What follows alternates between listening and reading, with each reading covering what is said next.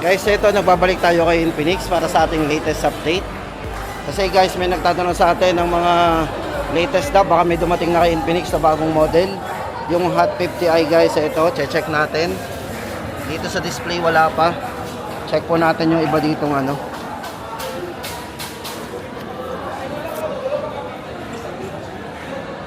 Ayun, guys, meron nang dumating sila ditong Infinix Hot 50i. So ito guys, maganda dito sa Hot 50i nila. Ito ay ano, 256 na po yung bagong labas na Hot 50i. Tapos ang presyo guys nito napakamura lang. 4,999 po ang presyo ng ating Hot 50i na bagong release. So yun guys, tama-tama mag-update na tayo ng presyo ngayon kasi marami po ulit nagtatanong kasi may naka-on sale po ngayon si Infinix. So i-update ko po kayo guys kasi yung kanilang Hot 40 Pro ay naka-markdown na. So yan, kung discounted na po to, mas bumaba pa po yan. Tapos yung kanilang 16 gig 256 po na variant ay bumaba pa rin. So yan, umpisa na po natin guys ang ating update. Ito guys, ngayong October 4 para sa latest update natin dito kay Infinix. Ito nga po yung kanilang Hot 40 Pro. Ayan. Guys, ito discounted na po ito ngayon. Good news po yan para sa mga naghahanap po ng sale bago magpasko guys. Ito tamang-tama, ngayon pa lang, October 4 pa lang po ngayon, pero may maagang pamasko na si Infinix po sa atin. Yung kanilang Hot 40 Pro na bestseller po, ito po para sa dalawang variants po nito.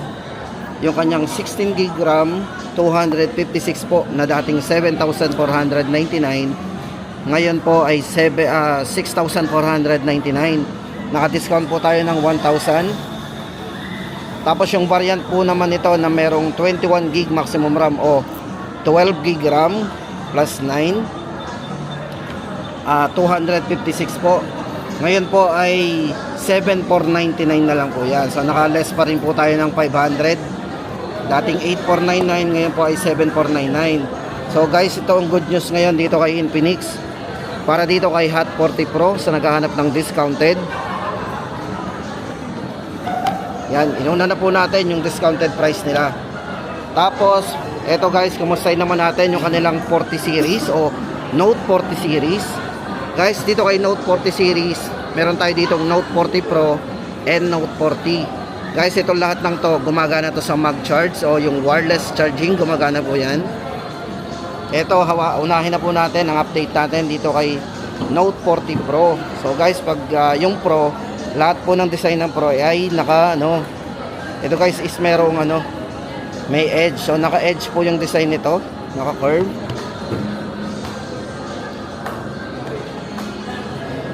Ito guys, para dito kay Note 40 Pro may dalawang variants po ito, isang 4G.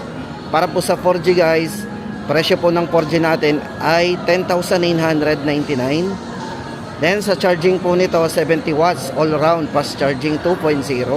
At yung kanyang wireless charging po ay 20 watts wireless mag-charge po. Ayan. Then yung design po ng screen to is naka 3D curve, 120Hz na rin po, AMOLED display. At ito po is naka Corning Gorilla Glass na rin. So matibay na rin po yung glass nito. Pagdating po sa kanyang camera guys, meron tong 108 megapixel po with OIS. So ito guys is merong optical image stabilization. So smooth po ang video natin dito pag nag-create po tayo ng video. So meron siyang stabilized video. So pagdating sa video recording, naka 1080 60 fps po to. Tapos guys, ito pagdating na mo, yan, pagdating po sa kanyang front camera, ganun din po, meron din siyang ganun na video stabilize. So naka video stabilize din po yung front. At meron na rin po itong dual view video. So yun guys, kung gusto natin mag-create ng video sabay ang front at back, meron na rin po itong si Note 40 Pro sabay. Diba?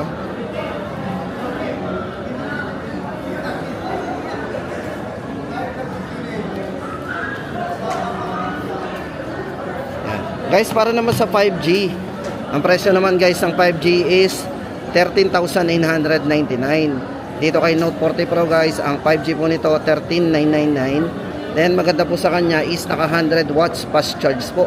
So mas mabilis po yung kanyang charging capability, naka 100 watts. Then 20 watts na rin po sa kanyang mag charge. Then yung kanyang chipset, syempre guys, mas mataas ang chipset na ginamit sa 5G nito. Naka Dimensity 5G 7020 chipset ang ginamit. Corning Gorilla Glass din. Pagdating naman po sa speaker, ito po ay naka dual speaker na rin. Sound by JBL. So may magandang sounds po to o malakas. Kasi naka JBL speaker po yan. Ayan guys, para sa latest update natin sa Note 40 Pro. Then kung Note 40 naman po ang ating bed, guys, kung gusto naman natin ng flat screen, yung kanilang Note 40 5G, yan, dating 12,999, ngayon po ay 11,999. Guys, maganda dito kay Note 40 5G, ito ay naka 512 gig na internal storage. Meron siyang RAM na 12 gig max, 12 plus 12 gig RAM, 24 gig maximum RAM. Naka Dimensity 7020 5G chipset ang ginamit sa kanya. Size po ng screen medyo malaki, naka 6.78 AMOLED screen na rin, at naka 120Hz po yung refresh rate ng screen. Pagdating sa charging, naka 33 watts fast charging na rin, at yung kanyang mag charge po is 15 watts wireless mag charge. Ayan guys, 11,999. Tapos para naman doon sa update natin dito kay ito GT20 Pro guys. Ito sa mga naghahanap ng gaming phone. Guys, ito para sa akin magandang gawing personal phone to. Hindi lang basta gaming phone itong si GT20. Kasi di ba naghahanap tayo ng mataas na specs pero budget lang. Dito kay Infinix, tama-tama sa inyo to yung kanilang GT20 Pro, kasi ito 15,999 lang. So naghahanap tayo ng mataas ang refresh rate. Mataas ang refresh rate po nito kasi ito po ay merong tatlong refresh rate, isang 60, isang 90 at isang 120 and 144. So sagad po to hanggang 144. At pagdating naman po sa game ng ML o like yan, mga ML mahilig maglaro dyan, ito po ay naka 120 FPS. So napaka smooth nyan. Then sa camera meron siyang 4K resolution sa video. So meron siyang 4K resolution. At naka OIS na rin po yan. Meron siyang OIS. O di ba? Naka 60 FPS kahit naka 4K resolution ang video niya. Then meron siyang Mecha Loop lighting dito. So light indicator yan sa mga text, calls and notification. Iilaw po yan. So pwede natin ipakita sa inyo kung paano gumagana yan. Check lang po natin sa setting.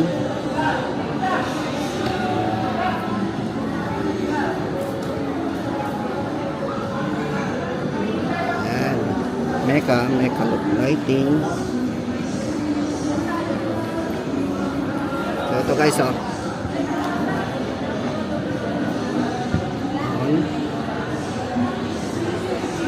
meron po tayong mga colors na pwedeng pagpilian.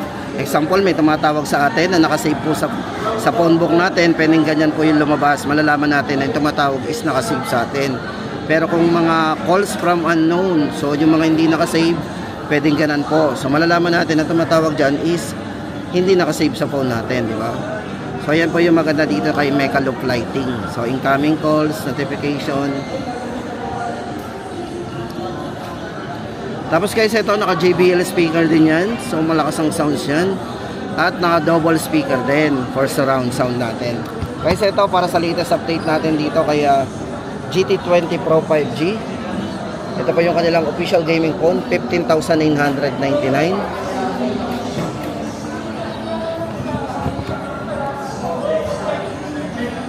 Tapos guys, ito naman ang update natin kay 030 series. So sa mga nagtatanong po ng 030, nagkakaubusan na po ng 030. Ayan.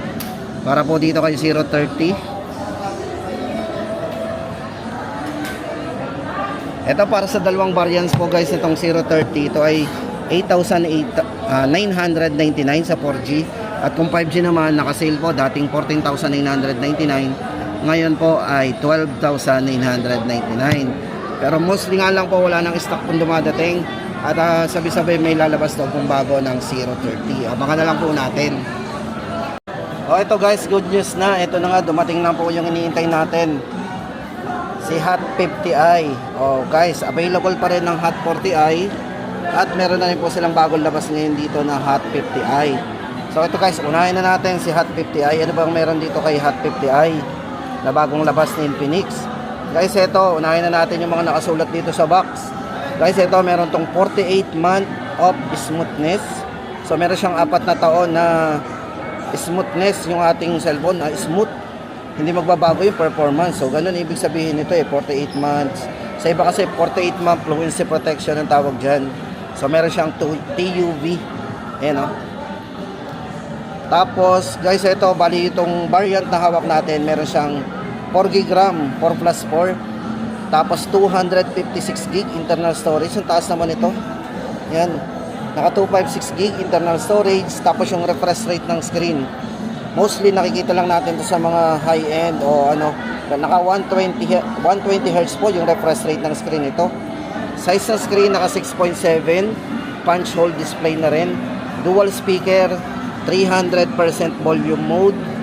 Ang taas ito para sa kanyang ultra volume. Tapos naka 18 watts fast charge. So parang kinompleto na guys dito sa Hot 50i Hindi na tayo lugi dito kasi dual speaker. Grabe, ang daming bago dito. Tapos meron siyang powerful 5 meter LED flashlight.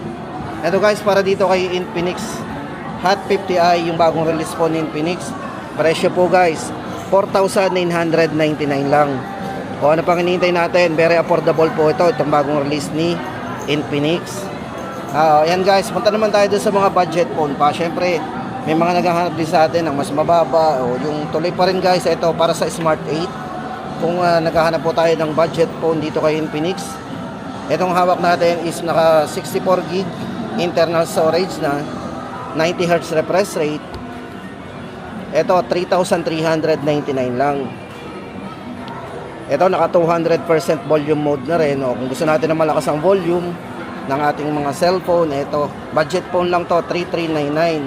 Tapos guys, kung gusto naman natin ng mas malaking internal storage, so meron din dito si Infinix na Smart 8. Ito Smart 8 pa rin. Ito naman guys is 128GB internal storage na. Ayan. Size ng screen naka 6.6 din, Magic Ring fluid screen. 5,000 mAh battery. Ayan, naka Type-C na rin po yung charging nito. Ito guys, para sa presyo, ito 3,999. Ayan, Smart 8 guys, 128GB kung gusto ng malaking internal storage. Tapos ito naman yung kanilang Smart 8 Pro. Tuloy-tuloy pa rin po yung markdown price po ng Smart 8 Pro. Dating 4,999, may discount po na 400, ngayon po ay 4,599. Itong variant po na hawak natin ay merong maximum RAM na 16GB maximum RAM, 128 internal storage. So ano bang bago dito kay Smart 8? Ito po ay merong 50 megapixel para sa kanyang dual camera with ring flashlight, 90Hz po para sa kanyang fluid punch hole screen. At yung kanyang chipset na ginamit is naka Helio G36 na. For security feature guys, ito ay may side fingerprint na rin, di ba? 4,599 Smart 8 Pro. Then dito na tayo guys kay Hot 40i. Ito, for Hot 40i, para sa dalawang variants na hawak natin. Guys, sa mga nagtatanong nga pala, tatlong variants po to. Meron tayo ditong 4GB RAM 128. Ang presyo po nun ay 4,499 o 4,500 lang. Then yung isa po nito is naka 16GB 128. Yan o. Yan, maximum o 8GB RAM 128. Ito po 5,299. At kung gusto naman natin guys ng 256GB, mas malaking RAM, mas malaking ROM, ito po ay 5,999. Guys, maganda dito kay Hot 40i, ito ay naka fast charge na rin, 18 watts fast charging na din. Tapos camera nito, malinaw yung front camera nito, meron tong 32 megapixel po para sa kanyang front camera o selfie camera. Then 50 megapixel po para sa kanyang main camera. O ayan guys ang ating latest update dito kay Infinix pagdating sa kanilang mga budget phone. At syempre sa mga naghahanap po ng latest model po, ayan na, Hot 50i. Tapos abangan po natin yung mga iba pang model ni Infinix. Babalik po ulit tayo guys dito. Ayan guys, sana nakatulong tayo. Pakishare na lang po ng ating mga video guys doon sa mga gusto ng ganitong mga content. Ayan, lagi po tayo mag-upload. ng mga bago.